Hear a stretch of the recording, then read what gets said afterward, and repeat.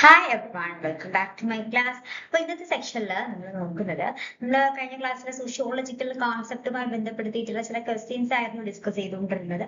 അതിന്റെ ഒരു കണ്ടിന്യൂഷൻ തന്നെയാണ് സോഷ്യോളജിക്കൽ കോൺസെപ്റ്റുമായി ബന്ധപ്പെടുത്തിയിട്ടുള്ള ചില ക്വസ്റ്റ്യൻസിന്റെ ഡിസ്കഷൻ ആണ് ഈ ഒരു സെക്ഷനിലൂടെ ഉദ്ദേശിക്കുന്നത്.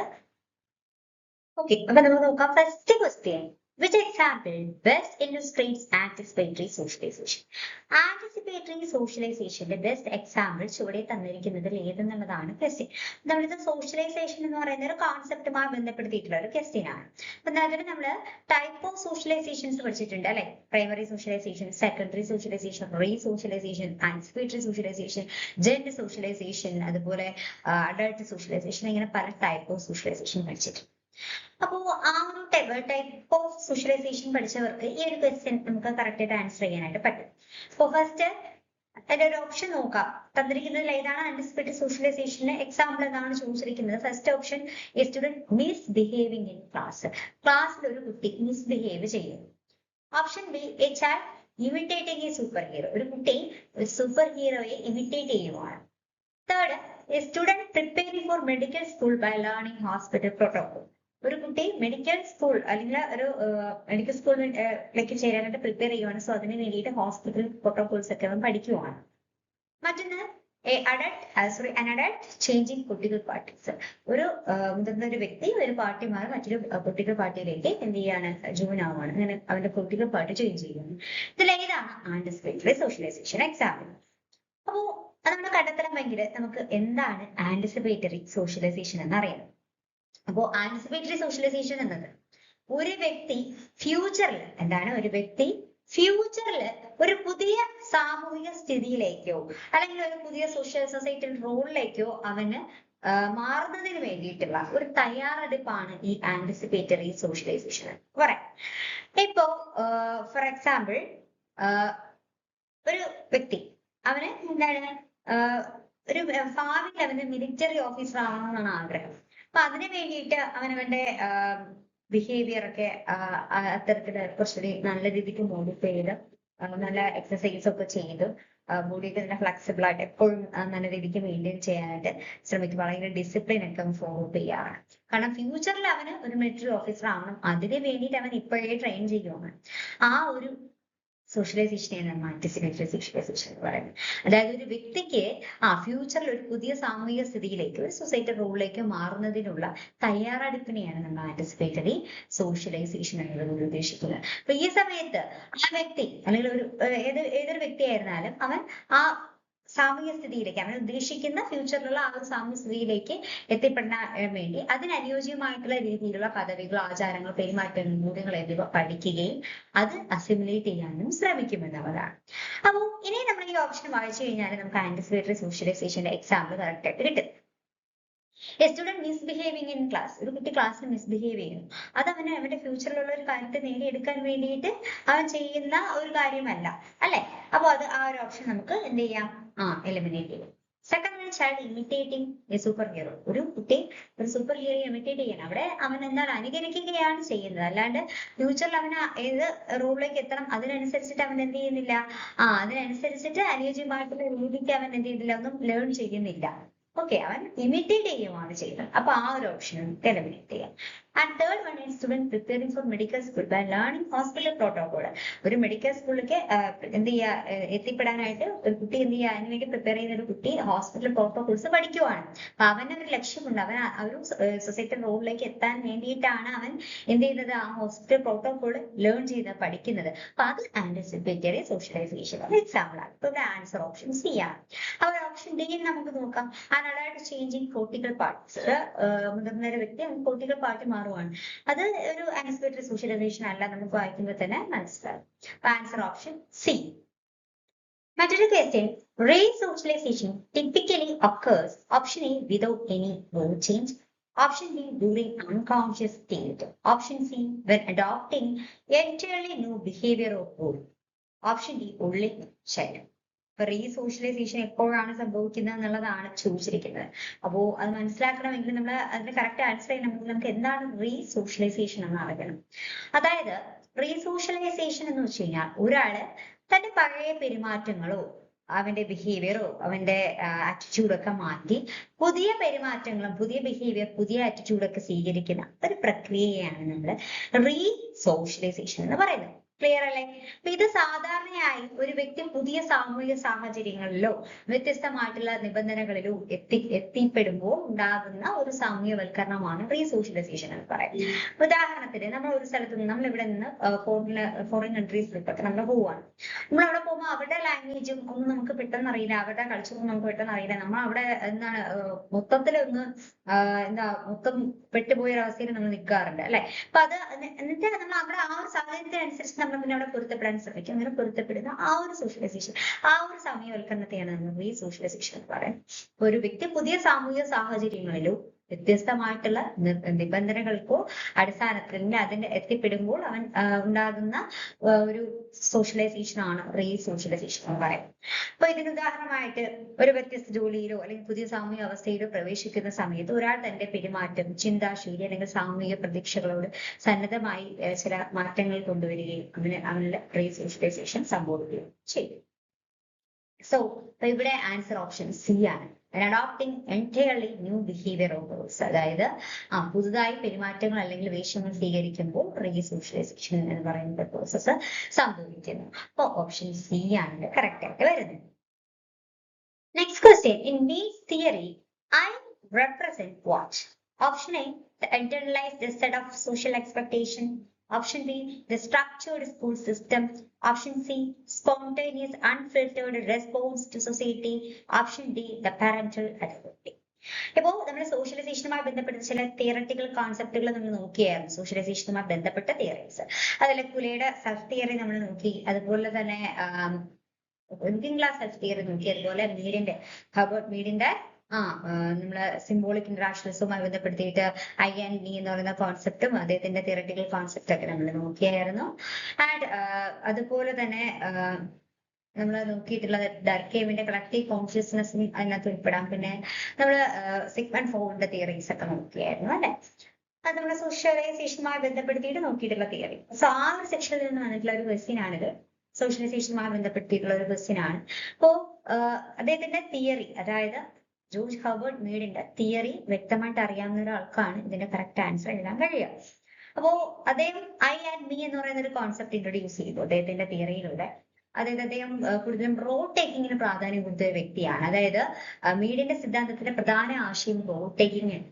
അതായത് വ്യക്തി സമൂഹത്തിലെ മറ്റുള്ളവരുടെ പ്രയാസങ്ങളും അനുമാനങ്ങളും ഒക്കെ മനസ്സിലാക്കി അവയുടെ നിലപാടുകൾ തിരിച്ചറിയുന്നു എന്നാണ് അദ്ദേഹം പറഞ്ഞത്.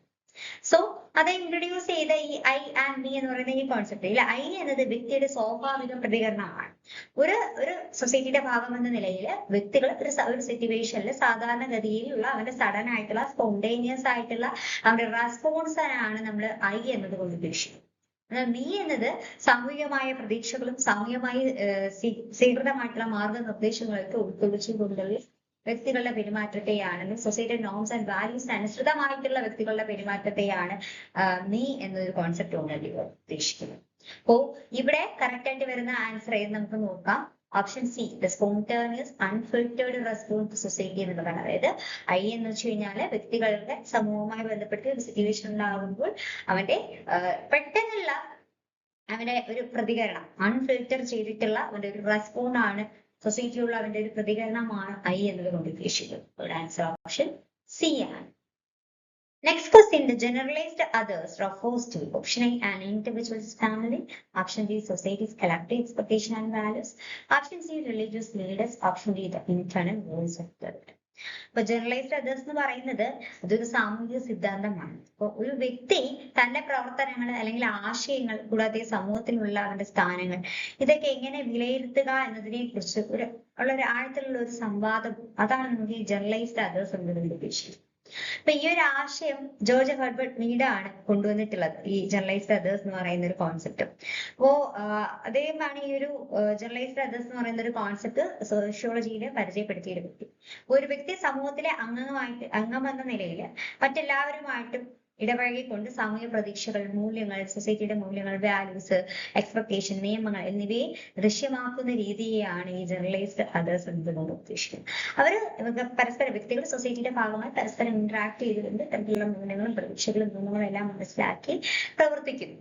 എന്ത് ചെയ്യാം, എല്ലാ കാര്യങ്ങളും മനസ്സിലാക്കി ജനറലൈസ് ചെയ്ത് അവനവന്റെ പെരുമാറ്റത്തെ രൂപീകരിക്കുന്നു എന്നുള്ളതാണ്. സോ ആ ഒരു കോൺസെപ്റ്റാണ് ജനറലൈസ്ഡ് അതേഴ്സ് എന്ന് ഉദ്ദേശിക്കുന്നത്. അപ്പൊ ഇവിടെ ഈ ഒരു ജനറലൈസ്ഡ് അതേഴ്സ് എന്ന് പറയുന്ന കോൺസെപ്റ്റുമായിട്ട് കൂടുതൽ അനുയോജ്യമായി നിൽക്കുന്ന ഓപ്ഷൻ ബി ആണ്. Societies collective expectation and values. സൊസൈറ്റിയുടെ കൂട്ടായിട്ടുള്ള വാല്യൂസും എക്സ്പെക്ടേഷൻ അടിസ്ഥാനപ്പെടുത്തിയിട്ട് വ്യക്തികൾ എന്ത് ചെയ്യുന്നു, അവരുടെ പെരുമാറ്റത്തെ രൂപീകരിക്കുകയാണ് ചെയ്യുന്നത്. അപ്പൊ society's collective expectation and values എന്നുള്ളതാണ് പറയുന്നത്. ഓപ്ഷൻ ബി ആണ് answer. Next question, Cooley's concept of the looking glass self means. അതായത് കുലയാണ് ലുക്കിംഗ് ഗ്ലാസ് സെൽഫ് എന്ന് പറയുന്നത് തിയറി ഇൻട്രൊഡ്യൂസ് ചെയ്തിട്ടുള്ള വ്യക്തി. അപ്പോ അദ്ദേഹത്തിന്റെ ഈ ഒരു തിയററ്റിക്കൽ കോൺസെപ്റ്റിന്റെ മീൻ അല്ലെങ്കിൽ ആ ഒരു തിയററ്റിക്കൽ കോൺസെപ്റ്റ് ഉദ്ദേശിക്കുന്നത് എന്തെന്നുള്ളതാണ് ചോദിച്ചിരിക്കുന്നത്, ചുവടെ തന്നിരിക്കുന്നത്. അപ്പൊ ഓപ്ഷൻ നമുക്ക് നോക്കാം. First option, individuals develop identity. വ്യക്തികൾ അവരുടെ ഐഡന്റിറ്റി ഡെവലപ്പ് ചെയ്തത് ഇമാജിനറി മിറേഴ്സ്, അതായത് ഒരു ഇമാജിനറി മിറേഴ്സിലൂടെ അടിസ്ഥാനപ്പെടുത്തിയിട്ടാണ് വ്യക്തികൾ അവരുടെ ഐഡന്റിറ്റി ഡെവലപ്പ് ചെയ്യുന്നതെന്നാണ് പറയുന്നത്. Option B, identity is formed through self observation. Self ഒബ്സർവേഷനിലൂടെ മാത്രമാണ് വ്യക്തികൾ ഐഡന്റിറ്റി ഫോർമുലേറ്റ് ചെയ്യുന്നതെന്നാണ് രണ്ടാമതായിട്ട് പറഞ്ഞിരിക്കുന്നത്. മൂന്നാമതായിട്ട് പറയുന്നത്, own self concept is influenced by imagined judgement of others. അതായത് ഒരാളുടെ സെൽഫ് കോൺസെപ്റ്റ് അല്ലെങ്കിൽ സെൽഫ് കോൺസെപ്റ്റിനെ ഇൻഫ്ലുവൻസ് ചെയ്യുന്നത് മറ്റൊരു വ്യക്തിയുടെ അല്ലെങ്കിൽ മറ്റൊരു വ്യക്തികൾ നമ്മളെ കുറിച്ച് എന്ത് ചിന്തിക്കുന്നു എന്നുള്ള ഒരു ഇമാജിനറി ജഡ്ജ്മെന്റ് അടിസ്ഥാനത്തിലാണ് വ്യക്തികളുടെ സെൽഫ് കോൺസെപ്റ്റ് എന്ത് ചെയ്യുന്നത്, ഡെവലപ്പ് ആകുന്നത്. അല്ലെങ്കിൽ ഒരു വ്യക്തിയുടെ സെൽഫ് കോൺസെപ്റ്റിനെ ഡെവലപ്പ് അല്ലെങ്കിൽ ഇൻഫ്ലുവൻസ് ചെയ്യിക്കുന്നത് മറ്റൊരാൾ നമ്മളെ കുറിച്ച് എന്ത് ചിന്തിക്കുന്നു എന്നുള്ള ഒരു ഇമാജിൻഡ് ജഡ്ജ്മെന്റിന്റെ അടിസ്ഥാനത്തിലാണെന്നാണ് പറയുന്നത്. Option D, mirror are used in therapy. Mirrors are used in therapy എന്നാണ് പറയുന്നത്. ഇതിൽ ഏതാണ് കറക്റ്റ് ലുക്കിംഗ് ഗ്ലാസ് സെൽഫുമായിട്ട് ചേർന്ന് വരുന്നത്? അപ്പൊ ഈ ഒരു തിയറി അറിയാമെങ്കിൽ നമുക്ക് കറക്റ്റ് ആൻസർ ആയിരിക്കും. ഇപ്പൊ നമ്മുടെ കുലെ പറയുന്നതെന്ന് വെച്ച് കഴിഞ്ഞാല്, നമ്മുടെ സൊസൈറ്റി ആകുന്ന മിററിനെ നമ്മുടെ നേർക്ക് തിരിച്ചു വെച്ചിട്ട് ആ സൊസൈറ്റിയുടെ നോംസ് ആൻഡ് വാല്യൂസ് ഇതിനൊക്കെ അടിസ്ഥാനപ്പെടുത്തിയിട്ട് വ്യക്തികൾ അവരുടെ ബിഹേവിയറിനെ എന്ത് ചെയ്യുന്നു, ഷേപ്പ് ചെയ്യുന്നു എന്നാണ് അദ്ദേഹം പറയുന്നത്. അതായത് ഇപ്പൊ നമ്മള് എന്ത് ചെയ്യാ, നമ്മളെ കുറിച്ച് നമ്മളിപ്പോ ഒരു ഡ്രസ്സ് ഇട്ടു, നമ്മളൊരു ജീൻസും ടോപ്പൊക്കെ ഇട്ടു, ഇതിട്ടിട്ട് നമ്മളുടെ കണ്ണാടിയുടെ മുന്നേ പോയി നിന്ന് നോക്കുകയാണ്. കൊള്ളാവും, നമ്മൾ ഇതിട്ടിട്ട് പുറത്തിറങ്ങി കഴിഞ്ഞു കഴിഞ്ഞാല് നമ്മളെ കുറിച്ച് മറ്റുള്ളവർ എന്ത് ചിന്തിക്കും, അയ്യേ ഇത് മോശം എന്ത് ഡ്രസ്സ് ഇട്ടിരിക്കുന്നത് എന്ന് ചിന്തിക്കും, സൂപ്പറാണെന്ന് വിചാരിക്കും, അല്ലെങ്കിൽ ഇങ്ങനെ സൂപ്പർ ഡ്രസ്സല്ലേ എന്ന് വിചാരിക്കും മറ്റുള്ളവര്. എന്നാൽ നമുക്ക് തന്നെ ഒരു, അതായത് മറ്റുള്ളവർ എന്ത് ചിന്തിക്കും എന്നുള്ള ഒരു കാര്യത്തെ കുറിച്ച് നമ്മൾ തന്നെ സ്വയം എന്ത് ചെയ്യുന്നുണ്ട്, ആ ജഡ്ജ്മെന്റിനെ കുറിച്ചിട്ട് ഇമാജിൻ ചെയ്യുന്നുണ്ട്. അതിനനുസരിച്ചിട്ട് നമ്മൾ എന്ത് ചെയ്യും, നമ്മളുടെ പെരുമാറ്റത്തെ നമ്മൾ എന്ത് ചെയ്യും, ഡെവലപ്പ് ചെയ്യുക. ആ ഒരു സെൽഫ് കോൺസെപ്റ്റ് നമ്മൾ ഡെവലപ്പ് ചെയ്തെടുക്കാം. അപ്പോ ഇവിടെ കുറച്ചുകൂടി സ്യൂട്ടബിൾ ആയിട്ട് വരുന്നത് on self concept is influenced by imagined judgement of others എന്നുള്ളതാണ്. ഇപ്പോ നമുക്ക് കൺഫ്യൂഷൻ വരാനുള്ള ഒരു ഓപ്ഷൻ എന്ന് പറയുന്ന ഓപ്ഷൻ എ ചിലപ്പോൾ കൺഫ്യൂഷൻ വരാം. Individuals develop identity through imaginary mirrors എന്നുള്ളതാണ്. അത് നമുക്ക് പെട്ടെന്ന് വേണമെങ്കിൽ നമുക്ക് ഈ മിറേഴ്സ് എന്നൊക്കെ കാണുമ്പോഴത്തേക്കും ചാടിക്കരുത്, നിങ്ങൾക്ക് ആ ഒരു ഓപ്ഷനുള്ള ആൻസർ ഏതായിരിക്കും. പക്ഷേ നിങ്ങൾ ശ്രദ്ധിച്ച് നോക്കുക, ഓരോന്നും വായിച്ചു നോക്കുക, എന്നിട്ട് മാത്രം ആൻസർ ചെയ്യും. അപ്പോ അദ്ദേഹത്തിന്റെ തിയറിയുമായിട്ട് ബന്ധപ്പെടുത്തി നിൽക്കുന്നത് ഓപ്ഷൻ സി ആണ്. Self concept is influenced by imagined judgement of others. Next question, which of the following is not one of Kule's components of self-formation? അതായത് ഒരു വ്യക്തികളുടെ സെൽഫ് ഫോർമേഷന് പ്രധാനമായും 3 കമ്പോണൻസ് ഉണ്ടെന്നാണ് ആര് പറയുന്നത്, കുലെ പറഞ്ഞിട്ടുള്ളത്. അപ്പൊ ഈ തന്നിരിക്കുന്നതില് കുലെ പറഞ്ഞിട്ടുള്ള സെൽഫ് ഫോർമേഷനുമായി ബന്ധപ്പെടുത്തിയിട്ടുള്ള കമ്പോണൻസ് അല്ലാത്തത് ഏതെന്നുള്ളതാണ് question. Option A, imagining how we appear to others. Option B, imagining others' judgment. Option C, developing shame or pride. Option D, controlling others' perception. ഇപ്പോ കുലയുടെ തിയറി പഠിക്കുമ്പോൾ സെൽഫ് ഫോർമേഷനുമായി ബന്ധപ്പെടുത്തിയിട്ട് അദ്ദേഹം ഇൻട്രൊഡ്യൂസ് ചെയ്തിട്ടുള്ള 3 കമ്പോണൻസ് നമ്മൾ പഠിക്കാറുണ്ട്. അതില് imagine how we appear to other, നമ്മൾ മറ്റുള്ളവരുടെ മുന്നിൽ എങ്ങനെയാണ് അപ്പിയർ ചെയ്യുന്നതിനെ കുറിച്ച് നമ്മൾ ഇമാജിൻ ചെയ്യും. അത് നമ്മൾ പറഞ്ഞിട്ടുള്ള കാര്യമാണ്. അദ്ദേഹം പറയുന്ന ഒരു കമ്പോണന്റ് ആണ്, സെൽഫ് ഫോർമേഷന്റെ ഒരു കമ്പോണന്റ് ആണ്. മറ്റൊന്ന് ഇമാജിനിങ് അതേഴ്സ് ജഡ്ജ്മെന്റ്, മറ്റുള്ളവരുടെ ജഡ്ജ്മെന്റിനെ ഇമാജിൻ ചെയ്യും. അതും ഒരു കമ്പോണന്റ് ആണ്, സെൽഫ് ഫോർമേഷൻ ഒരു കമ്പോണന്റ് ആണ്. Third one, developing shame or pride. അതായത് നമ്മള് എങ്ങനെയാണോ വീക്ഷിക്കുന്നത്, എങ്ങനെയാണ് മറ്റുള്ളവർക്ക് മുന്നിൽ പ്രസന്റ് ആവുന്നത്, അതിനനുസരിച്ചിട്ട് നമ്മൾ എന്ത് ചെയ്യുക, അതിനെ ഇമാജിൻ ചെയ്ത് നമ്മൾ ഷെയിം അല്ലെങ്കിൽ പ്രൈഡ് ആ ഒരു വികാരത്തെ നമ്മൾ ഡെവലപ്പ് ചെയ്യും. അതും ശരിയായിട്ടുള്ള ഒരു കാര്യമാണ്.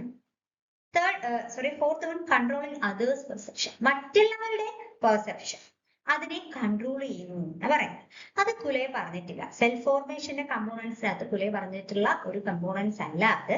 അപ്പോ അദ്ദേഹത്തിന്റെ കമ്പോണൻസും സെൽഫ് ഫോർമേഷനകത്ത് ഉൾപ്പെടാത്തൊരു കാര്യം ഓപ്ഷൻ ഡി ആണ്, കൺട്രോളിങ് അതേഴ്സ് പെർസെപ്ഷൻ എന്നതാണ്.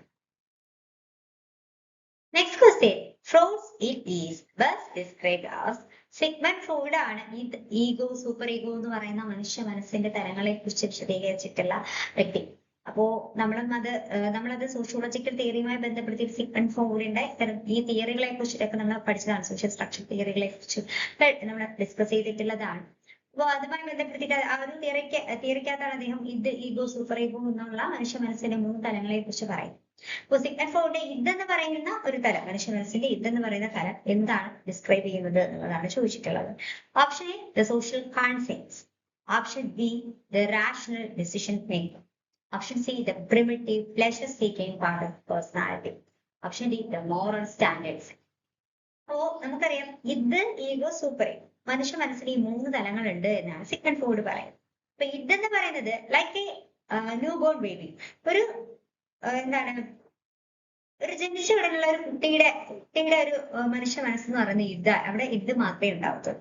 അതായത് കൂടുതലും പ്ലഷർ പ്രിൻസിപ്പിളിനാണ് കൂടുതൽ പ്രാധാന്യം കൊടുക്കുന്നത്. നമ്മളുടെ ഇമ്മീഡിയറ്റ് പ്ലഷർ ഗ്രാറ്റിഫിക്കേഷൻ, നമ്മുടെ ഒരു സന്തോഷം ഇമ്മീഡിയറ്റ് ആയിട്ട് എന്ത് ചെയ്യുക, ഗ്രാറ്റിഫൈ ചെയ്യുക എന്നുള്ളതാണ് ആ ഒരു മനുഷ്യ മനസ്സിന്റെ ആ ഒരു തലം മെയിൻലി ഫോക്കസ് ചെയ്യുന്നത്. നമ്മൾ ഓൾറെഡി ആ തിയറി പഠിച്ചപ്പോൾ പറഞ്ഞിട്ടുള്ള കാര്യങ്ങളാണ്. അപ്പോ ഇതിന്റെ ആൻസർ ആയിട്ട് വരുന്നത് ഓപ്ഷൻ സി, ദ പ്രിമിറ്റീവ്. അതായത് ഏറ്റവും ബേസ് ആയിട്ടുള്ള പ്രിമിറ്റീവ് ആയിട്ടുള്ള ഒരു മനുഷ്യ മനസ്സിന്റെ തലമാണ് pleasure seeking part of personality. വ്യക്തികളുടെ ഒരു പ്ലഷർ സീക്കിംഗ് പാർട്ടാണ് എന്തെന്ന് പറയുന്നത് ഇത് എന്നുള്ളത്. ഓക്കെ. അതുപോലെ തന്നെ ഈഗോ എന്ന് വെച്ച് കഴിഞ്ഞാല് ഒരു പോലീസ് ഫോഴ്സ് ആയിട്ട് പ്രവർത്തിക്കുന്നു. സൂപ്പർ ഈഗോ എന്ന് പറയുമ്പോഴത്തേക്കും ധാർമ്മികതയ്ക്ക്, മനുഷ്യ മനസ്സിന്റെ സൂപ്പർ ഈഗോ എന്ന് പറയുന്ന ഒരു തരം ധാർമ്മികതയ്ക്ക് പ്രാധാന്യം കൊടുക്കും. അപ്പോ ഒന്ന് ഇമ്മീഡിയറ്റ് ആയിട്ടുള്ള പ്ലഷർ പ്രിൻസിപ്പിളിന് പ്രാധാന്യം കൊടുക്കുന്നുണ്ട്, സൂപ്പർ ഈഗോ ധാർമ്മികതയ്ക്ക് കൂടുതൽ പ്രാധാന്യം കൊടുക്കുന്നു. ഈഗോ എന്ന് പറയുന്നത് മനുഷ്യ മനസ്സിന്റെ ഈ 2 തലങ്ങളെയും കമ്പയർ ചെയ്തുകൊണ്ട് ഒരു പ്രാക്ടിക്കൽ ആയിട്ടുള്ള ഒരു സൊല്യൂഷൻ കണ്ടെത്താൻ വ്യക്തികളെ സഹായിക്കുന്ന മനസ്സിന്റെ ഒരു തലമാണ് ഈഗോ എന്ന് പറയുന്നത്. ഓക്കെ, നമ്മൾ അതൊക്കെ തിയറി പഠിച്ചപ്പോൾ ഡിസ്കസ് ചെയ്തതാണ്. അപ്പൊ ഇവിടെ answer option C. The superego in Foucault's theory is reinforced. അതായത് സിഗ്മണ്ട് ഫ്രോയിഡിന്റെ ഇത്, ഈഗോ, സൂപ്പർ ഈഗോ, മനുഷ്യ മനസ്സിന് ഈ 3 തലങ്ങളുണ്ടെന്ന് അദ്ദേഹം പറഞ്ഞു എന്ന് നമ്മൾ പറയാം. അപ്പൊ ഇതുമായി ബന്ധപ്പെടുത്തിയിട്ടുള്ള ഒരു ക്വസ്റ്റ്യൻ ആണ് നമ്മൾ കഴിഞ്ഞ സ്ലൈഡിൽ കണ്ടത്. Next, super ego.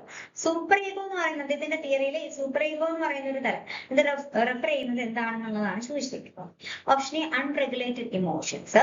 Option B, unregulated emotions ആണോ? ഞാൻ ഓൾറെഡി അത് എക്സ്പ്ലെയിൻ ചെയ്തിട്ടുണ്ട്. അപ്പൊ നിങ്ങൾക്ക് അറിയാം അൺറെഗുലേറ്റഡ് ഇമോഷൻസ് ആണോ? അല്ല. Option B, internalized societal norms and morals. അല്ലെ, നമ്മൾ സൂപ്പർ ഈഗോ എന്ന് പറയുന്ന തലം മനുഷ്യ മനസ്സിന്റെ ഈ ഒരു തലം കൂടുതൽ ധാർമ്മികതയ്ക്ക്, മോറൽസിന്, നോംസിന്, മാനദണ്ഡങ്ങൾക്കൊക്കെ പ്രാധാന്യം കൊടുക്കുന്ന ഒരു തലമാണ്.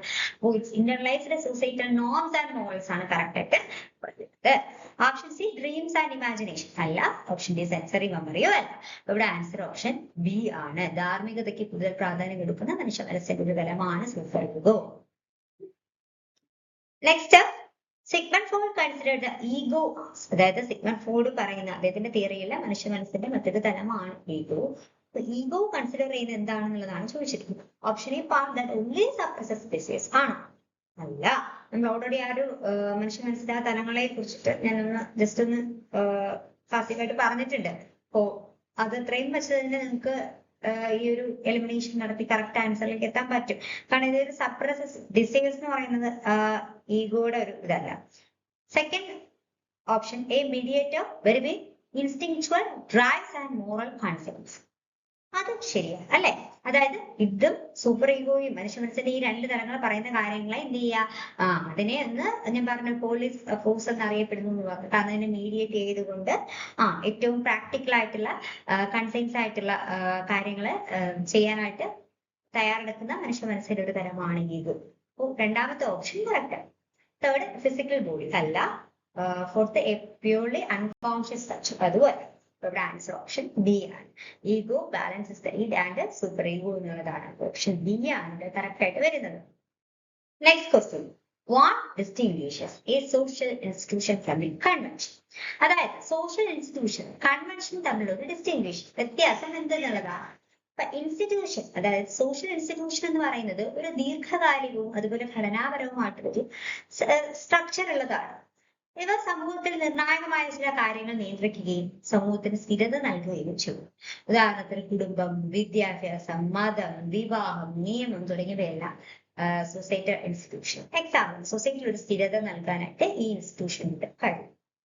ഓക്കെ, അപ്പൊ ഈ ഇൻസ്റ്റിറ്റ്യൂഷൻ കൺവെൻഷനും തമ്മിലുള്ള വ്യത്യാസം എന്തെന്നാണ് ചോദിച്ചിരിക്കുന്നത്. അപ്പൊ കൺവെൻഷൻ എന്ന് പറയുന്നത് എന്താണ്? ഒരു സമൂഹത്തിലെ സാധാരണ പ്രചാരത്തിലുള്ള പെരുമാറ്റ രീതി മാത്രമാണ് കൺവെൻഷൻ.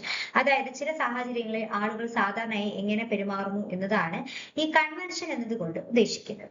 അപ്പൊ കൺവെൻഷന് നിയമപരമോ ഔദ്യോഗികമായ ഘടനയൊന്നുമില്ല, അധികാരമുള്ള ഒരു സംവിധാനമില്ല. എന്നാൽ സാമൂഹ്യ സമ്മർദ്ദം മൂലം ആളുകള് ഈ കൺവെൻഷൻ ഫോളോ അപ്പ് ചെയ്യുന്നു എന്നുള്ളതാണ്. ഓക്കെ, അപ്പോ സോഷ്യൽ ഇൻസ്റ്റിറ്റ്യൂഷൻ എന്ന് പറയുമ്പോൾ അതിന് ചില നിയമപരമായിട്ടുള്ള അല്ലെങ്കിൽ ഒരു ഓർഗനൈസ്ഡ് ആയിട്ടുള്ള ഒരു ഫോമാറ്റ് ഉണ്ടാവാം, അല്ലെങ്കിൽ ഒരു സംഘടിതമാണ്, അതുപോലെ ഫോമൽ വേ ഉണ്ടാകും. അതുപോലെ നമുക്ക് ഒരു നിയമപരമായിട്ടുള്ള ഒരു എന്താണ് ഒരു സപ്പോർട്ട് സോഷ്യൽ ഇൻസ്റ്റിറ്റ്യൂഷനിൽ നമുക്ക് കാണാനായിട്ട് കഴിയുമെന്നുള്ളതാണ്. ഓക്കെ, അപ്പൊ എന്താണ് സോഷ്യൽ ഇൻസ്റ്റിറ്റ്യൂഷൻ ആണ് കൺവെൻഷൻ എന്നുള്ളതാണ് ഞാനിപ്പോ പറഞ്ഞത്. ഈ സോഷ്യൽ ഇൻസ്റ്റിറ്റ്യൂഷൻ കൺവെൻഷൻ തമ്മിൽ എങ്ങനെ വേർതിരിക്കുക, എങ്ങനെ വ്യത്യാസപ്പെട്ടിരിക്കുന്നു എന്നുള്ളതാണ് ക്വസ്റ്റ്യൻ. നമുക്ക് ഈ കോൺസെപ്റ്റ് മനസ്സിലായി എങ്കിൽ നമുക്ക് കറക്റ്റ് ആയിട്ട് ആൻസറിലേക്ക് എത്താം. അപ്പൊ ഞാൻ ഓപ്ഷൻ വായിക്കാം. കൺവെൻഷൻ ആർ ഓൾവേസ് ലീഗൽ എന്നാണ് പറയുന്നത്. ശരിയാണോ? അല്ല, കൺവെൻഷൻ എല്ലായ്പ്പോഴും ലീഗൽ ആയിരിക്കില്ല അതാണ്.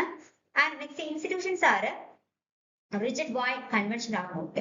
ഇൻസ്റ്റിറ്റ്യൂഷൻ എന്ന് പറയുന്നത് ഭയങ്കര റിജിഡ് ആണ്, കൺവെൻഷൻ എന്ന് പറയുന്നത് റിജിഡ് അല്ല എന്നാണ് പറയുന്നത്. ഇൻസ്റ്റിറ്റ്യൂഷൻ എപ്പോഴും ഭയങ്കര റിജിഡ് ആണെന്ന് പറയാൻ പറ്റില്ല, അല്ലേ?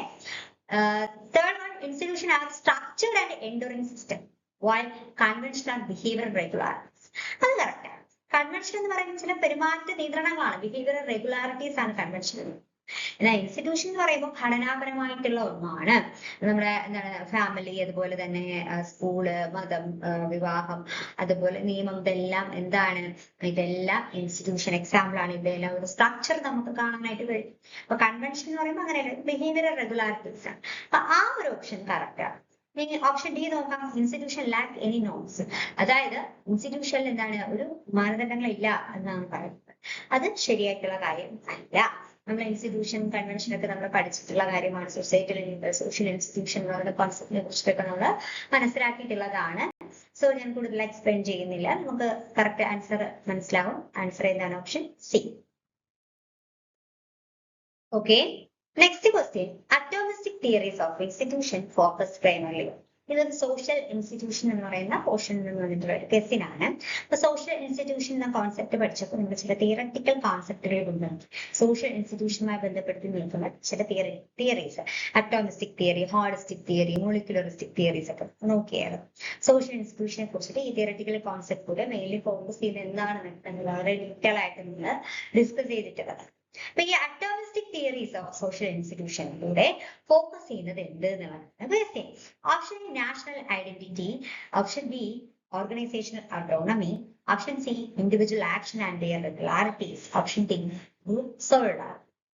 ഇപ്പോ atomistic theory of social institution പ്രകാരം ഈ ഒരു തിയററ്റിക്കൽ കോൺസെപ്റ്റിന്റെ അടിസ്ഥാനത്തിൽ അവർ സാമൂഹ്യ സ്ഥാപനങ്ങളെ വീക്ഷിക്കുന്നത്, സാമൂഹ്യ സ്ഥാപനങ്ങൾ എന്ന് പറയുന്ന ഒരു സ്വതന്ത്രമായ ഒരു അതിസവിശേഷത നിറഞ്ഞ ഒരു ഘടനയല്ല, മറിച്ച് വ്യക്തികളുടെ ഇടപെടലുകൾ, അവരുടെ തീരുമാനം, വ്യക്തികളുടെ പെരുമാറ്റങ്ങൾ തുടങ്ങിയവയുടെ മൊത്തം ഒരു ഫലമാണ് എന്തെന്ന് പറയുന്നത് സോഷ്യൽ ഇൻസ്റ്റിറ്റ്യൂഷൻ അഥവാ സാമൂഹിക സ്ഥാപനങ്ങൾ എന്ന തരത്തിലാണ് അറ്റോമിസ്റ്റിക് തിയറിസ്റ്റുകൾ എന്ത് ചെയ്യുന്നത് സോഷ്യൽ ഇൻസ്റ്റിറ്റ്യൂഷനെ കുറിച്ചിട്ട് എക്സ്പ്ലെയിൻ ചെയ്യുന്നത്. സോ അപ്പൊ ഇവിടെ കറക്റ്റ് ആൻസർ എന്തായിട്ട് വരും? അപ്പൊ ഇതനുസരിച്ച് സമൂഹത്തിലെ നയങ്ങളും നിയമങ്ങളും വ്യക്തികൾ ആവർത്തിച്ച് ചെയ്യുന്നതിലൂടെ തന്നെ നിലനിൽക്കുന്നവയാണ് എന്താണ് സാമൂഹിക സ്ഥാപനങ്ങൾ എന്നാണ് ഈ അറ്റോമിസ്റ്റിക് തിയറിസ്റ്റുകൾ പറയുന്നത്. സോ ഇവിടെ ആൻസർ ഓപ്ഷൻ സി ആണ്. Individuals actions and their regularities എന്നുള്ളത് അറ്റോമിസ്റ്റിക് തിയറീസിന്റെ ഒരു എന്താണ് പ്രൈമറി ഫോക്കസ് ആണ്. ആൻസർ ഓപ്ഷൻ സി ആണ്. Next holistic accounts view institution, അതായത് സോഷ്യൽ ഇൻസ്റ്റിറ്റ്യൂഷനുമായി ബന്ധപ്പെടുത്തിയിട്ടുള്ള ഹോളിസ്റ്റിക് തിയററ്റിക്കൽ കോൺസെപ്റ്റിനെ അടിസ്ഥാനപ്പെടുത്തിയിട്ട് അല്ലെങ്കിൽ ആ ഒരു അക്കൗണ്ട് ഹോളിസ്റ്റിക് അക്കൗണ്ട്സ് ഓഫ് തിയറിയെ അടിസ്ഥാനത്തിൽ സോഷ്യൽ ഇൻസ്റ്റിറ്റ്യൂഷനെ കുറിച്ച് എന്താണ് പറയുന്നത് എന്നുള്ളതാണ് ചോദിച്ചിരിക്കുന്നത്. Option A independent and isolated structure, option B artificial constructions with no real power, option C parts of a larger system defined by their function within the whole, option D random cultural artifacts. For holistic accounts of social institution, ഇത് പ്രകാരം ഇവര് പറയുന്നത് ഈ ഒരു theoretical concept അടിസ്ഥാനത്തിൽ ഉള്ള തിയറിറ്റിസ്റ്റുകൾ പറയുന്നതെന്ന് വെച്ച് കഴിഞ്ഞാല് ഇപ്പോ സാമൂഹിക സ്ഥാപനങ്ങൾ എന്ന് പറയുന്നത് ഏതെങ്കിലും ഒരു ഒന്നിൽ മാത്രം അല്ലെങ്കിൽ ഇതിനെ വേർതിരിച്ച് കാണാതെ മുഴുവനായിട്ട് വേർതിരിച്ച് നിൽക്കുന്നതല്ലാണ്ട് ഓരോ ഘടകങ്ങളും സൊസൈറ്റിയിലുള്ള സോഷ്യൽ ഇൻസ്റ്റിറ്റ്യൂഷന്റെ ഓരോ ഘടകങ്ങളും വലിയൊരു സമഗ്ര സംവിധാനങ്ങളുടെ ഭാഗമായിട്ട് കണക്കാക്കുകയും സ്ഥാപനങ്ങളെ അത്തരത്തിലൊരു ഹോളിസ്റ്റിക് സമീപനം അല്ലെങ്കിൽ ഒരു സോഷ്യൽ ഇൻസ്റ്റിറ്റ്യൂഷനെ ഒരു ഹോളിസ്റ്റിക് ആയിട്ടുള്ള ഒരു അപ്രോച്ചിലൂടെ കൺസിഡർ ചെയ്യാനാണ് ഇവർ ശ്രമിച്ചിട്ടുള്ളത്. അതായത് വെറും ഒറ്റപ്പെട്ട സോഷ്യൽ ഇൻസ്റ്റിറ്റ്യൂഷൻ എന്ന് പറയുന്നത് ഒറ്റപ്പെട്ട ഒരു ഘടകമോ അല്ലെങ്കിൽ സ്വതന്ത്രമായിട്ടുള്ള ഒരു ഘടകമോ അല്ല, മറിച്ച് അവ വലിയൊരു ഒരു സാമ്പത്തിക വ്യവസ്ഥിതിയുടെ ഒരു ഭാഗമായിട്ട് ഒരു ചാക്രികമായിട്ടുള്ള ഒരു സൈക്കിളില് അല്ലെങ്കിൽ ഒരു സൊസൈറ്റൽ ഇതില് ഏറ്റവും എന്താണ് ആവർത്തിച്ച് നടക്കുന്ന സാമൂഹികമായിട്ടുള്ള വ്യവസ്ഥയുടെ ഒരു ഭാഗമാണ് സാമൂഹിക സ്ഥാപനങ്ങൾ. അത് വെറും ഒറ്റപ്പെട്ട ഒരു ഘടകങ്ങളാൽ മാത്രം നിയന്ത്രിക്കപ്പെടുന്നത് അല്ല, ഇത് സമഗ്രമായിട്ടുള്ള ഒന്നാണ്. എല്ലാ പാർട്സുകളിലും കൂടി ചേർന്നുകൊണ്ട് സമഗ്രമായിട്ട് പ്രവർത്തിക്കുന്ന ാണെന്ന് ഹോളിസ്റ്റിക് തിയറിസ്റ്റുകള് സോഷ്യൽ ഇൻസ്റ്റിറ്റ്യൂഷനെ കുറിച്ചിട്ട് വാദിച്ചിട്ടുള്ളത്. അപ്പൊ ഈ holistic accounts views that institution as a part of a larger system defined by the function within the whole എന്നുള്ളതാണ്. അപ്പോൾ ഇവിടെ ആൻസർ ഓപ്ഷൻ സി ആയിട്ട് വരുന്നത്. അപ്പൊ holism treats institution as systemic part എന്നാണ് ഇവർ പറയുന്നത്. ഓക്കെ, ഇവിടെ ആൻസർ ഓപ്ഷൻ സി ആണ്. നമ്മൾ ഈ ഒരു തിയററ്റിക്കൽ കോൺസെപ്റ്റിനെ കുറിച്ചിട്ടെല്ലാം ഡിസ്കസ് ചെയ്തിട്ടുള്ളതാണ്. സോ അതുകൊണ്ടാണ് ജസ്റ്റ് പറഞ്ഞു വരുന്നത്. Next molecularistic account treats institution as, അതായത് സോഷ്യൽ ഇൻസ്റ്റിറ്റ്യൂഷനുമായി ബന്ധപ്പെടുത്തിയിട്ടുള്ള മോളിക്കുലറിസ്റ്റ് തിയററ്റിക്കൽ കോൺസെപ്റ്റിന്റെ അടിസ്ഥാനത്തിൽ അവര് സോഷ്യൽ ഇൻസ്റ്റിറ്റ്യൂഷനെ കുറിച്ചിട്ട് പറയുന്നത് എന്താണ്, ആ ഒരു തിയററ്റിക്കൽ പെർസ്പെക്റ്റീവിന്റെ അടിസ്ഥാനത്തിൽ സോഷ്യൽ ഇൻസ്റ്റിറ്റ്യൂഷനെ കുറിച്ചിട്ട് പറയുന്നത് എന്താണെന്നുള്ളതാണ് ഇത്. Option A irrelevant in contemporary societies, അതായത് ഇത് കണ്ടംപററി സൊസൈറ്റിയിൽ ഇറലവന്റ് ആയിട്ടുള്ള ഒരു തിയററ്റിക്കൽ കോൺസെപ്റ്റ് ആണെന്നാണ് പറയുന്നത്. അതല്ല, നമ്മളത് പഠിച്ചപ്പോൾ പറഞ്ഞിരുന്നു. And mere summation of rules എന്നാണ് പറയുന്നത്, അതും അല്ല. Option C semi autonomous entities with their own structure, option D equal to social റെവല്യൂഷന് ഈക്വൽ ആണ്, അതല്ല. ഓപ്ഷൻ സി ആണ് ആൻസർ ആയിട്ട് വരുന്നത്. Semi autonomous entities with their own structure എന്നതാണ്. അതായത് മോളിക്കുലറിസ്റ്റിക്സ് അവരുടെ ആ ഒരു മോളിക്കുലറിസ്റ്റ് സമീപനത്തെ അടിസ്ഥാനപ്പെടുത്തിയിട്ട് അവര് പറയുന്നത് സോഷ്യൽ ഇൻസ്റ്റിറ്റ്യൂഷൻ സാമൂഹ്യ സ്ഥാപനങ്ങൾ എന്നത് ഏതാനും നിയമങ്ങളുടെ കൂട്ടിച്ചേർക്കലായോ അല്ലെങ്കിൽ കേവലം വ്യക്തികളുടെ പ്രവർത്തന ഫലമായോ ഉള്ളതല്ല. പകരം സോഷ്യൽ ഇൻസ്റ്റിറ്റ്യൂഷന് അവർക്ക് സ്വന്തമായിട്ട് ഒരു ഘടനയും ഒരു നയം രൂപപ്പെടുത്താനുള്ള ഒരു ശേഷിയും ഉണ്ടെന്നാണ് മോളിക്കുലറിസ്റ്റ് തിയററ്റിക്കൽ കോൺസെപ്റ്റ് അടിസ്ഥാനത്തിൽ സോഷ്യൽ ഇൻസ്റ്റിറ്റ്യൂഷനെ കുറിച്ച് പറയുന്നത്. അപ്പൊ അത്തരത്തില് സ്വന്തമായിട്ട് ഒരു ഘടനയും നയരൂപീകരണത്തിനുള്ള ഒരു ശേഷിയും ഉണ്ട്. സോ ഇവ എന്താണ് സമൂഹത്തിൽ സ്വതന്ത്രമായും പ്രത്യേക ലക്ഷ്യങ്ങൾ ഉദ്ദേശിച്ചും പ്രവർത്തിക്കുന്നതാണ് എന്ന് സോഷ്യൽ ഇൻസ്റ്റിറ്റ്യൂഷൻ സമൂഹത്തിൽ പ്രത്യേക ഉദ്ദേശങ്ങളെ അടിസ്ഥാനപ്പെടുത്തിയിട്ട് സ്വതന്ത്രമായിട്ട് പ്രവർത്തിക്കുന്നു എന്നും ഈ മോളിക്കുലറിസ്റ്റ് അക്കൗണ്ട്സിന്റെ അടിസ്ഥാനത്തിൽ പറയുന്നുണ്ട്. അപ്പോൾ ഇതിനാൽ മോളിക്കുലറിസ്റ്റ് അക്കൗണ്ടുകൾ സോഷ്യൽ ഇൻസ്റ്റിറ്റ്യൂഷനും തങ്ങളുടേതായ ഘടനകളും സ്വതന്ത്ര പ്രവർത്തനങ്ങളുമുള്ള ഘടകങ്ങൾ എന്ന നിലയിലാണ് സോഷ്യൽ ഇൻസ്റ്റിറ്റ്യൂഷനെ കുറിച്ച് വീക്ഷിക്കുന്നത്. സോ അതുകൊണ്ട് ഇവിടെ ഉത്തരം സി ആണ്, സെമി ഓട്ടോണമസ് എൻറ്റിറ്റി ആണ് വിത്ത് ദെയർ ഓൺ സ്ട്രക്ചേഴ്സ് എന്നതാണ് കറക്റ്റ് ആയിട്ട് വരുന്നത് ഓപ്ഷൻ എന്ന് പറയുന്നത്. Okay, molecularist theories highly semi-autonomy. Next question, which institutional mechanism best promotes distributive justice? ഏത് institutional mechanism ആണ് ഒരു ഡിസ്ട്രിബ്യൂട്ടീവ് ജസ്റ്റിസ്, അതായത് ഒരു പ്രഗത്ഭമായിട്ടുള്ള ക്ഷേമ നയം ഒരു ജസ്റ്റിസ് പ്രൊമോട്ട് ചെയ്യുന്നത് എന്നുള്ളതാണ് question. Option A randomised resource allocation. Randomised resource allocation ആണോ ഒരു എന്താണ് ഒരു ജസ്റ്റിസ് പ്രൊമോട്ട് ചെയ്യുന്നത്? അതുപോലെ progressive taxation and welfare policies ആണോ ഡിസ്ട്രിബ്യൂട്ടീവ് ജസ്റ്റിസിനെ പ്രൊമോട്ട് ചെയ്യുന്നത്? ലീഗലൈസ്ഡ് ഡിസ്ക്രിമിനേഷൻ ആണോ ഡിസ്ട്രിബ്യൂട്ടീവ് ജസ്റ്റിസിനെ പ്രൊമോട്ട് ചെയ്യുന്നത്? റെസ്ട്രിക്റ്റഡ് ഇൻഫർമേഷൻ ആക്സസ് ആണോ ഡിസ്ട്രിബ്യൂട്ടീവ് ജസ്റ്റിസിനെ പ്രൊമോട്ട് ചെയ്യുന്നത്? ക്വസ്റ്റ്യൻ. അപ്പോ ഈ ഡിസ്ട്രിബ്യൂട്ടീവ് ജസ്റ്റിസ് എന്ന് വെച്ച് കഴിഞ്ഞാൽ എന്താണ്? ഇവിടെ ഉത്തരം ബി ആയിട്ടാണ് വരുന്നത്. Progressive taxation and welfare policy ആണ്. കാരണം ഈ പ്രോഗ്രസീവ് ടാക്സേഷൻ ആൻഡ് വെൽഫെയർ പോളിസീസിലൂടെ എല്ലാവർക്കും തുല്യമായിട്ടുള്ള ഒരു നീതി ഉറപ്പാക്കാൻ കഴിയുന്നു എന്നുള്ളതാണ്. സോ അതുകൊണ്ടാണ് ആ ഒരു ഓപ്ഷൻ ബി ആൻസർ ആയിട്ട് വരുന്നത്. ഇപ്പോ നമുക്ക് സമൂഹത്തിലെ എല്ലാ അംഗങ്ങൾക്കും ന്യായമായിട്ട് വിഭവങ്ങൾ വിതരണം ചെയ്യണം എന്നതാണ് നമ്മളുടെ ഒരു ജസ്റ്റിസ് എന്നതുകൊണ്ട് ഉദ്ദേശിക്കുന്നത്. ഇതിലൂടെ ഒരു സമത്വം നിലനിർത്താനും അതുപോലെ തന്നെ സൊസൈറ്റിയിലുള്ള ഈ ഒരു വ്യതിയാനം കുറയ്ക്കാനായിട്ട് ഈ ഒരു എന്താണ് ഉള്ളവനും ഇല്ലാത്തവരും നമ്മളൊരു വ്യതിയാനം കുറയ്ക്കാനായിട്ട് കഴിയും. സോ അതാണ് ഈ നമുക്ക് തുല്യമായിട്ട് എല്ലാവർക്കും വിതരണം ചെയ്യുക, വിഭവങ്ങൾ തുല്യമായിട്ട് വിതരണം ചെയ്തുകൊണ്ട് സമത്വം നിലനിർത്തുക എന്നതാണ് ഈ ഡിസ്ട്രിബ്യൂട്ടീവ് ജസ്റ്റിസ് എന്നതുകൊണ്ട് ഉദ്ദേശിക്കുന്നത്. ഇവിടെ ആൻസർ ഓപ്ഷൻ ബി ആയിട്ടാണ് വരുന്നത്. ഇപ്പോ അതായത് നമുക്കിപ്പോ ഒരു പ്രോഗ്രസീവ് ടാക്സേഷനിലൂടെയും അതുപോലെ തന്നെ വെൽഫെയർ പോളിസീസിലൂടെയൊക്കെ നമുക്ക് മെയിൻലി എന്താണ് സമ്പത്ത് താഴേക്കുള്ളവർക്ക് എന്ത് ചെയ്യുന്നുണ്ട്? ഈ പ്രോഗ്രസീവ് ടാക്സേഷനിലൂടെ കൂടുതലായിട്ട് വരുമാനം ഉണ്ടാക്കുന്നവർക്ക് കൂടുതലായി നികുതി നൽകിയതായിട്ട് വരും. ഈ നികുതി കളക്ട് ചെയ്ത് ഇതിലൂടെ സമ്പത്ത് താഴേക്കുള്ളവർക്ക് പുനർവിനിയോഗം ചെയ്യപ്പെടും. അതുപോലെ തന്നെ ക്ഷേമ നയങ്ങൾ, വെൽഫെയർ പോളിസീസ് എന്ന് പറയുമ്പോൾ ദരിദ്രർക്ക്, പിന്നോക്ക സമുദായങ്ങൾക്കുള്ള സാമ്പത്തിക സഹായം, സൗജന്യ വിദ്യാഭ്യാസം, ആരോഗ്യം തുടങ്ങിയവയൊക്കെ നൽകുക. അതാണ് ഈ വെൽഫെയർ പോളിസി എന്നതുകൊണ്ട് ഉദ്ദേശിക്കുന്നത്. സോ ഇതിലൂടെ അവരുടെ ജീവിത നിലവാരം എന്ത് ചെയ്യുന്നു? മെച്ചപ്പെടുത്താനാണ് ശ്രമിക്കുന്നത്. സോ അത്തരത്തിൽ അവർക്കൊരു ഈ പിന്നോക്കം നിൽക്കുന്ന ഭാഗക്കാർക്കൊരു അവസരം ലഭിക്കുകയും ചെയ്യും. അങ്ങനെ ഇതെല്ലാം എന്താണ്? തുല്യത അഥവാ ഒരു ജസ്റ്റിസ് നിലനിർത്താനാണ് ഇത്തരത്തിലുള്ള പ്രോഗ്രസീവ് ആയിട്ടുള്ള ടാക്സേഷൻ വെൽഫെയർ പോളിസീസ് കൊണ്ടുവരുന്നത്. അപ്പൊ ഇതുകൊണ്ട് തന്നെ നമുക്ക് എന്താണ് ഈ ഓപ്ഷൻ ബി ആണ് കുറച്ചുകൂടി ആപ്റ്റ് ആയിട്ടുള്ളത്. ഈ ഡിസ്ട്രിബ്യൂട്ടീവ് ജസ്റ്റിസിനെ പ്രൊമോട്ട് ചെയ്യുന്ന ഫാക്ടറായിട്ട് നമുക്ക് പ്രോഗ്രസീവ് ടാക്സേഷൻ ആൻഡ് വെൽഫെയർ പോളിസീസിനെ നമുക്ക് പറയാവുന്നതാണ്. ഇപ്പൊ ഓപ്ഷൻ എ എന്ന് പറയുന്നത് റാൻഡമൈസ്ഡ് റിസോഴ്സ് അലോക്കേഷൻ ആണ്.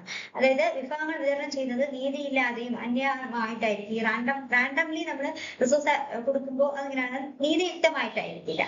ഇവർക്ക് തോന്നുന്നവർക്ക് കൊടുക്കുന്നു, തോന്നുന്നവരെ സെലക്ട് ചെയ്തവർക്ക് വേണ്ട കാര്യങ്ങൾ ചെയ്തു കൊടുക്കുന്നു. അപ്പൊ അവിടെ ഒരു തുല്യത ഉറപ്പുവരുത്താൻ കഴിയുന്നില്ല. അതുപോലെ തന്നെ മറ്റൊരു ഓപ്ഷൻ ലീഗലൈസ്ഡ് ഡിസ്ക്രിമിനേഷൻ, അതായത് വിവേചനത്തെ നിയമവിധേയമാക്കുക. അത് സാമൂഹ്യ നീതിക്ക് എതിരായിട്ടുള്ള ഒരു കാര്യം. മറ്റൊന്ന് റെസ്ട്രിക്റ്റഡ് ഇൻഫർമേഷൻ ആക്സസ് എന്നുള്ളതാണ്. സോ വിവരത്തിലേക്കുള്ള ഒരു അല്ലെങ്കിൽ ആ ഒരു എന്താണ് നിയന്ത്രിക്കുന്നത് ഗുണനിലവാരമുള്ള സേവനങ്ങളിൽ നിന്ന് ചിലർക്കെല്ലാം എന്ത് ചെയ്യും? ഈ ഒരു ഇൻഫർമേഷൻ ആക്സസ് റെസ്ട്രിക്ട് ചെയ്യുന്നത് അത് ഒരു സമത്വത ഉറപ്പുവരുത്തില്ല. അപ്പോ അത് മറ്റൊരു എന്താണ് ഒരു നെഗറ്റീവായിട്ട് നമുക്ക് പറയാവുന്ന കാര്യം. അപ്പൊ ഇതിൽ ഏറ്റവും സ്യൂട്ടബിൾ ആയിട്ട് വരുന്നത് ഡിസ്ട്രിബ്യൂട്ടീവ് ജസ്റ്റിസ് ഉറപ്പുവരുത്തുന്ന ഒരു കാര്യം എന്ന് പറയുന്നത് progressive taxation and welfare policy തന്നെയാണ്. സോ ആൻസർ ഓപ്ഷൻ ഇ ആണ് കമ്പാരിറ്റീവ്ലി നമുക്ക് നോക്കുന്നത് സ്യൂട്ടബിൾ ആയിട്ട് വരുന്ന ഒരു ഓപ്ഷൻ. ഇന്നത്തെ സെക്ഷനിൽ നമ്മൾ ഡിസ്കസ് ചെയ്തിട്ടുള്ളത് സോഷ്യോളജിക്കൽ കോൺസെപ്റ്റുമായി ബന്ധപ്പെടുത്തിയിട്ട് സോഷ്യലൈസേഷൻ, സോഷ്യൽ ഇൻസ്റ്റിറ്റ്യൂഷൻ എന്ന് പറയുന്ന രണ്ട് കോൺസെപ്റ്റിൽ നിന്നുള്ള കുറച്ച് ക്വസ്റ്റ്യൻസ് ആണ് നമ്മൾ ഡിസ്കസ് ചെയ്തിട്ടുള്ളത്. അപ്പോൾ എല്ലാവരും നന്നായിട്ട് പഠിക്കാം. മറ്റൊരു സെക്ഷനിൽ വീണ്ടും കാണാം. Okay, thank you all.